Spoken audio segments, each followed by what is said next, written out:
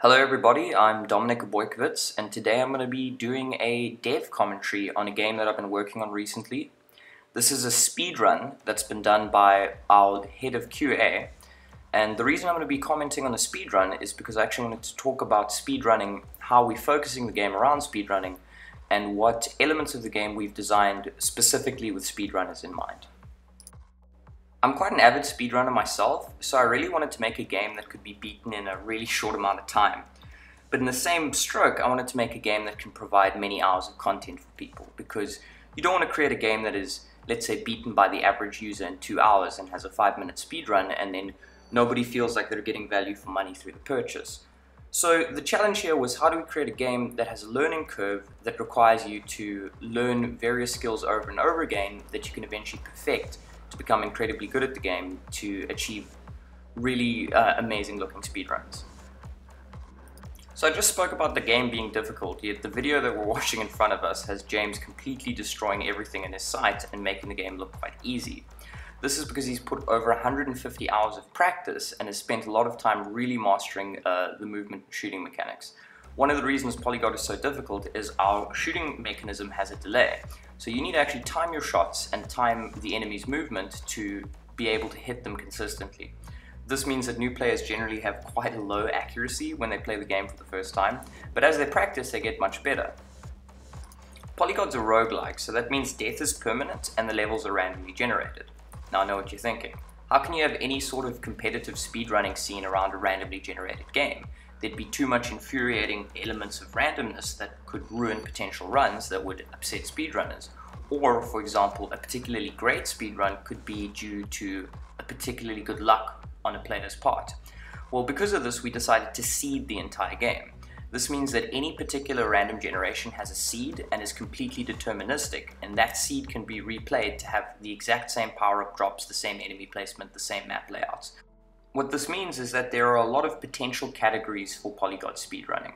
For example, you could have the any seed category, where players are allowed to choose any seed that they know of and try and beat the game as fast as they can. In this category, what you'll probably find is that a particularly good seed, one with really good luck, would quickly find its way to the top and be particularly optimal. But over time, speedrunners would probably find better seeds, or they'd find out how to optimize and master one particular seed to become better than each other. Another category of speedrunning that we could have is a particular seed. So for example, you could have the seed world record be the seed that is used always to set world records, and regardless of what that seed is, it would always be consistent, so it would provide a fair playing ground for all the players. Jumping back to the speedrun we're watching right now, James is actually about to do something quite interesting. He's picked up all his blessings that he wants off the first level, so that's an important thing to remember. You're going to be building your gun as you progress through the game. So James has chosen a particular build and now he's happy, so he's going through a portal to fight the boss. But he's not going through any portal. The regular portal is a purple portal. He's gone through the harder red portal.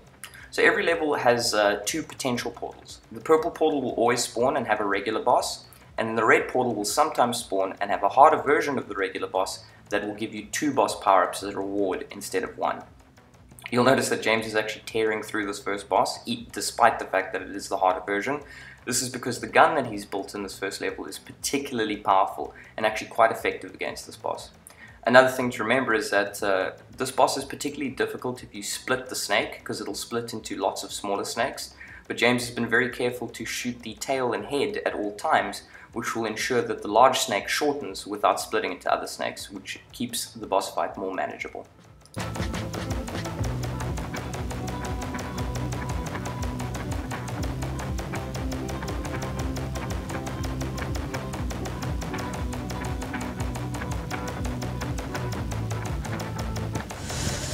And victory is achieved. You'll notice that James has now received 2 boss power-ups from the Altar of Death. Death is not one of the 7 gods whose realms you will visit, but instead offers you power-ups for defeating holy champions. You'll notice James just landed in the second room of rest and very quickly ran to the portal to continue his speedrun. I just want to comment that the in-game timer doesn't count time during the room of rest, so players can actually use that as a time to take a break. However, Probably professional speedruns will want to use real timers and will probably insist the restrooms be run through as quickly as possible. But I don't see this as a huge issue, and it really is up to the speedrunning community to decide whether they want to use the in-game timer to time speedruns or they want to use real time. If you've been paying close attention to James's movement, there's something Counter-Strike and Quake players will recognize. Yeah, it's strafe movement, diagonal jumping and diagonal movement, and it's actually faster than regular movement. And I know what you're thinking. Why would you intentionally implement this old school FPS movement mechanic rather than newer modern systems? The reason we decided this is that we want to reward players who perform more difficult actions with more in-game rewards. So in this case, if you move diagonally, you'll move slightly faster. And the reason we're giving players this reward is because you have to press 2 keys to move diagonally as opposed to 1 to move in any other direction. And the other thing is you have to shift your frame of reference from which you gauge the player's movement to a diagonal axis rather than a straight-on axis, and that's slightly more challenging. Speedrunners will be able to use these slight quirks, which require more difficult execution, in order to edge a couple of seconds out from the competition, and that's the reason we included them. Despite the fact that this is a 23-minute speedrun, you'll notice that James is spending quite a lot of time in the first and second level. The reason for this is we don't have any gating mechanisms, so players can leave levels whenever they choose. The only thing stopping you from progressing to the next level is your ability to beat the boss. Now, if you're particularly good, you might beat the boss particularly quickly, so it's in your favor to get the most powerful gun early on because it'll help you steamroll later bosses, especially if you're speedrunning. So from James's perspective, he hyper-focuses on the first 2 levels to try and build the most powerful gun possible, and ultimately if his guns aren't good, let's say if he's playing the any speedrun, the any seed category of speedruns, he'll just restart, try a different seed, maybe see if he can get a better gun, or he'll try a seed that he knows and see if he can combine the power-ups in different ways to create a better gun that way.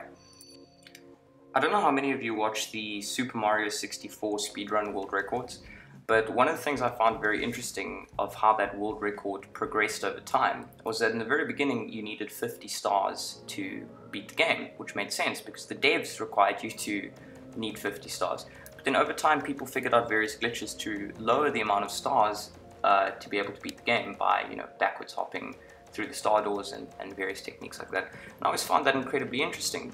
But ultimately I realized the reason that they were exploiting the glitches was because they wanted to play the game faster. And the game wasn't designed to accommodate that. And I found that to be a problem. So when we were building Polygod, we really wanted to focus on having people, who play at a more casual level be able to play and enjoy the game. And also having people who play at a more professional speedrun world record level be able to really eke out these super fast times. So what we found is that on average, your average player would actually beat the entire game in probably 2 hours, maybe 3, depending on how slowly they go through various levels. But when it comes to speedruns, we've seen some as fast as 10 minutes. However, to date, we haven't seen anyone beat the game sub 10 minutes on any seed. So that's a challenge to anybody who feels that they're capable. One of the mistakes that a lot of new Polygod players make is that they underestimate the importance of constructing good guns. They'll think that they're quite good at FPS games and that they can lean entirely on their first-person shooter skill in order to beat the whole game, or they want to lean on their first-person shooter skill to get past particularly difficult sections. What we tried to do with Polygod is strike a very interesting balance, because part of our team are particularly strategic types of players, and then part of our team are particularly quick reflex types of players. So we wanted to get this balance between players who are strategic, who aren't maybe too quick with the reflexes, and players who are faster and aren't necessarily too strategic. So what we did is the base difficulty of the game is incredibly high from an FPS skill perspective. Hitting things is difficult, you need to hit things to survive, you'll die very quickly, getting hit is easy, and you don't have a lot of health. However, you get blessings, and these blessings very quickly change the dynamics of the game, but not always for the better. Some blessings have negative effects. A good example of this is Vampiric Aura. This blessing allows you to gain 2 health every time you hit an enemy, but the trade-off is that you lose 1 health every time you shoot. So you have to maintain over 50% accuracy, otherwise you're literally going to kill yourself with the blessing. However, for particularly accurate players, this blessing is a complete lifesaver because it allows them to regenerate all their health using a skill that they already have. I think I'll let James complete the level in silence, and I'll jump in at the next boss.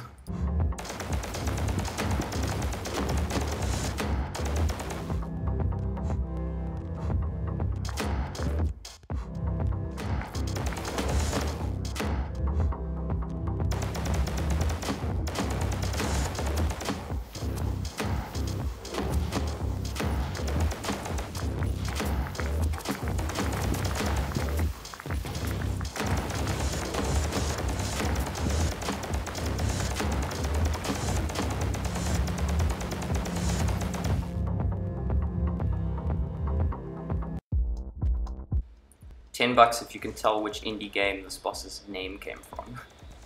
You'll notice that James is actually destroying this boss quite handily, and this is due to his Unstable Concoction build.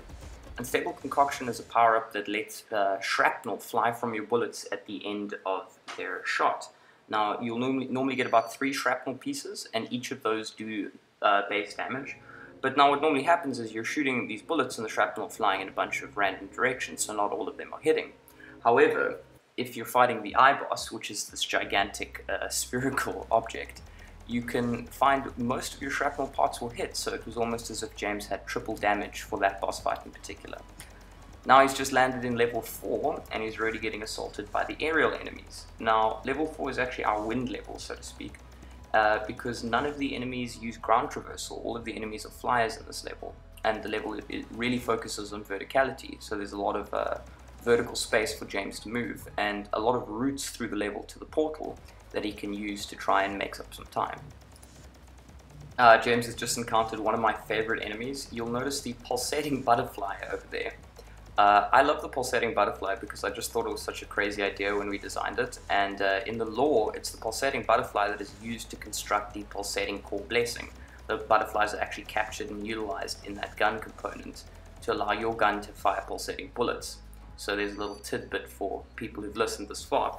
But yeah, the butterflies, when we first made them, we really wanted them to behave realistically like butterflies, so we gave them this up and down sinusoidal movement, and we gave them, their wings would flap more if they were lifting up than coming down.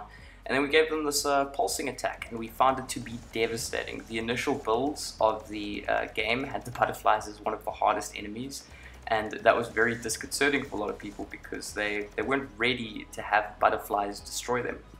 And that was very fun for us as the devs. So James is about to use a power-up called Select Next. This is actually one of my favorite power-ups. It allows you to get rid of the randomness that is associated with the altars. By what you do is you essentially purchase the blessing, which doesn't do anything, but it allows you to choose the next blessing that you would receive at an altar. Because the blessings at altars are random, this is a very powerful effect. But the trade-off, of course, is you're actually trading 2 chances at a blessing for 1, because you have to sacrifice that Select Next altar as well. You'll notice that the first altar, James didn't actually use his Select Next. He instead opted to take one of the power-ups that was available. But the second altar he encountered, he decided to finally use. Wow, that is a lot of bees. Yeah, that was pretty amazing. Yeah, so the bee swarms actually are suicide bees. They'll fly towards you and then explode. So James is doing a really good job of destroying them before they do. And yeah, he's also doing a really good job of dealing with those menacing butterflies. So I paused the video and I quickly went and got him out of the other room. But I've got James here so he can actually talk about what he was thinking during parts of the speedrun. So why don't you tell us what you were thinking at this point? So yeah, at this point in the speedrun, I'd realized that my single shot build was a little bit too slow for this level. Because normally I'll go for a Hand of Wrath build, which is like a shotgun type effect, and then jump up to these flying enemies, and then pop them out immediately. But the longer you keep these guys alive, they're just going to continually keep going at you from a distance. So you've got to keep closing that gap, and the closer you get to others, you've been activating more and more enemies.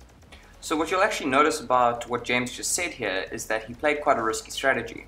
He was relying on receiving a specific power-up at the later stages in order to be able to beat level 4 in a timely manner, and he actually didn't run into that power-up in the seed. Of course, this entire issue could be mitigated if James was playing a seed that he'd already known, or a seed that he had more knowledge about, because then he'd know which power-ups are available at later levels, and if he relied on a particular power-up to beat a level, he could then ensure that he could pick it up in level 4 or 5 and continue his build without worries. However, despite the, let's say, build that he did take out the 4th boss particularly quickly, which makes me think we probably need to adjust the balance on that one, make it a bit more difficult. But that boss can be quite tough if you get there without a high DPS weapon. So James has just landed in the 5th level. This is actually one of my favorite levels aesthetically, and it was inspired by the old Myst series. I don't know if you remember in the first Myst game there was a level that takes place with a bunch of rafters and trees with tree houses. And I'm just going to talk a little bit about the hardest enemy in level 5 and about the mortar boats. So these are two different enemies, but they both do very interesting things. So the mortar boats, which James just killed one right there, shoot fire, and that fire has a little bit of permanence. It stays on the map, and it actually can light water on fire as well. And what's nice about them is they make certain areas of terrain inaccessible for short periods of time. So they're quite an interesting enemy. They're not that hard to kill, but they're going to force the player into unfavorable positions. And that's when the hardest enemy of this level is really going to destroy the player, and that's these mosquitoes that we developed. The mosquitoes are quite horrible because they'll drain health from you at quite a rapid rate, and as long as they're receiving health, that'll allow them to heal.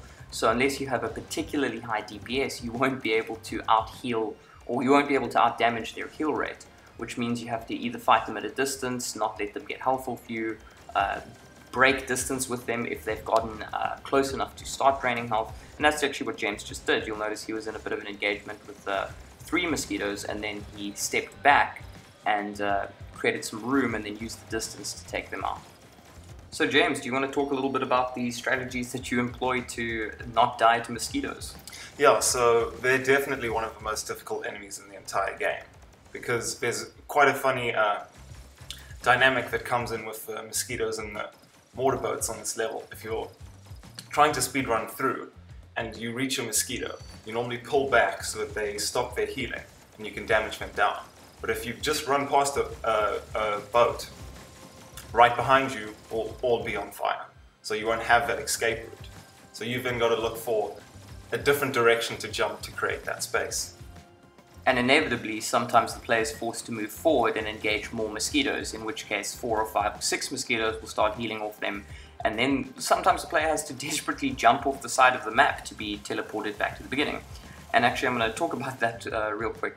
So this is one of the features that we have, and it does have a cost. So if you fall off the map at any time, you'll lose 1 health and also 5 souls. And when you do that, you'll be teleported back to the beginning of the level.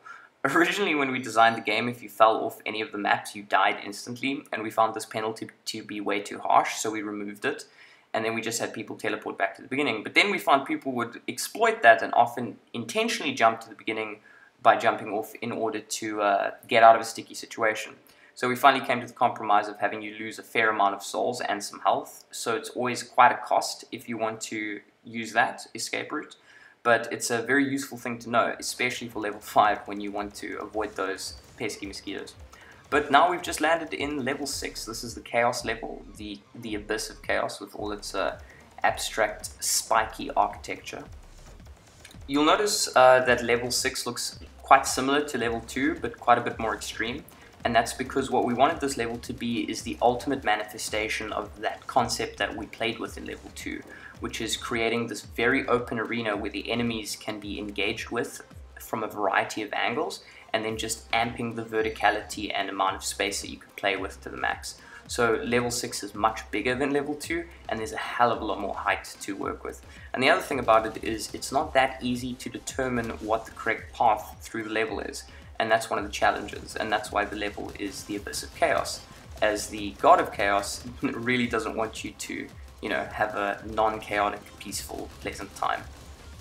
Speaking of chaos, you can see the insanity that James is going through, which he's conveniently paused while getting a power up there, and he's hopefully going to be able to dispatch these enemies and find a portal soon, otherwise I fear he may die with his decreasing health. Admittedly, he does have a blessing called Blood Tithe, which allows you to have a small amount of lifesteal, which he's using to just hang on.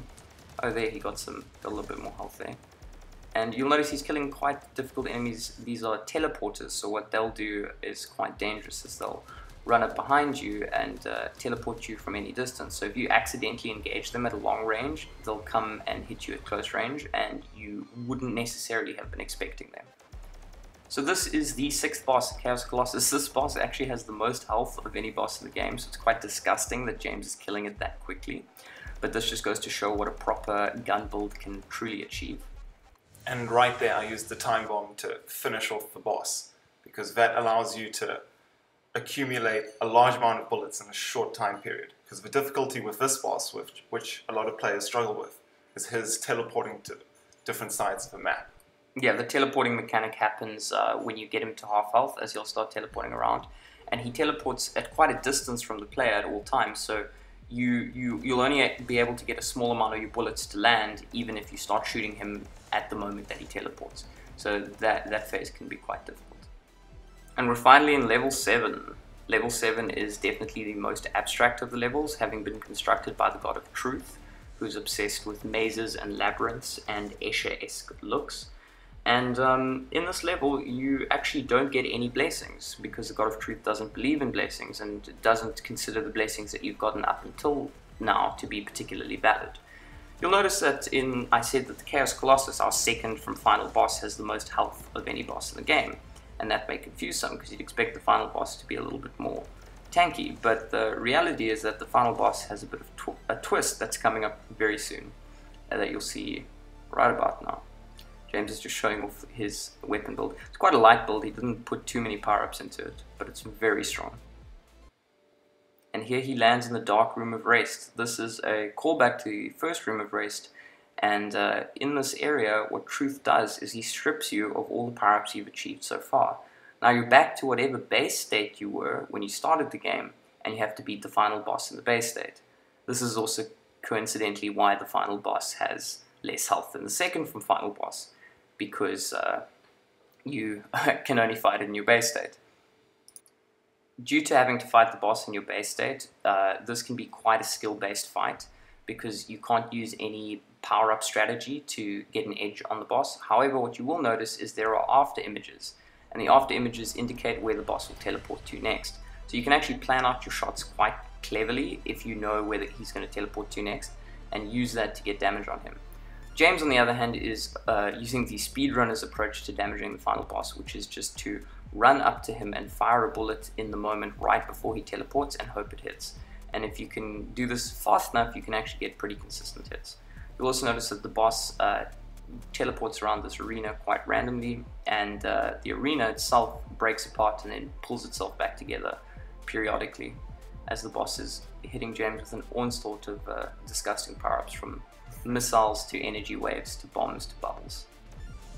And there we have victory, and that is the speedrun of Polygod. Thank you so much for listening.